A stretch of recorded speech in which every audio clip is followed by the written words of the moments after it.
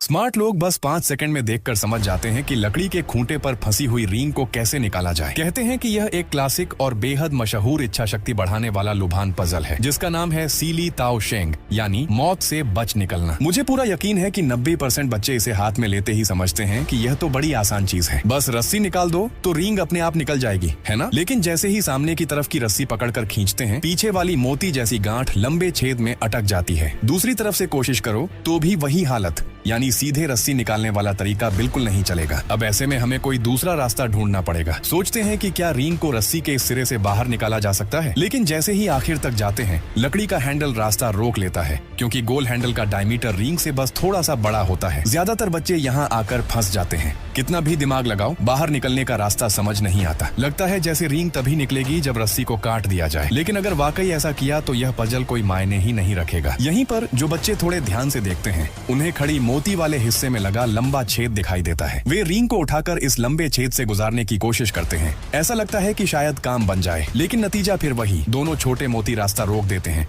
और रस्सी पहले से ज्यादा उलझ जाती है। सच में हर कदम पर जाल, हर कोशिश में मुश्किल। तो रींग आखिर निकलेगी कैसे? आप लोग जो स्क्रीन के सामने बैठे हो, क्या आपके दिमाग में कोई और तरीका आ रहा है? अगर हाँ, तो जरा अपने छोटे से कीमती हाथ से एक फ्री वाला लाइक दबा दो ना। आपका सपोर्ट ही मेरा असली मोटिवेशन है। अब ध्यान से देखो, उलटी सोच लगानी पड़ेगी। मोती बड़े हैं इसलिए अटक जाते हैं, लेकिन लकड़ी वाला आखिरी हैंडल सीधा खड़ा करके अंदर से निकाला जा सकता है। फिर एक हाथ से मोती पकड़ो और दूसरे हाथ से रींग, दोनों को ऊपर मोती की चोटी तक ले जाओ। रींग मोती के ऊपर से निकल जाएगी और दोनों को दाएं बाएं अलग कर दो। अंत में रींग को रस्सी की राह पर चलते हुए उस छोटे से गैप से गुजारो। हल्के हल्के रस्सी खींचो और रींग बाहर।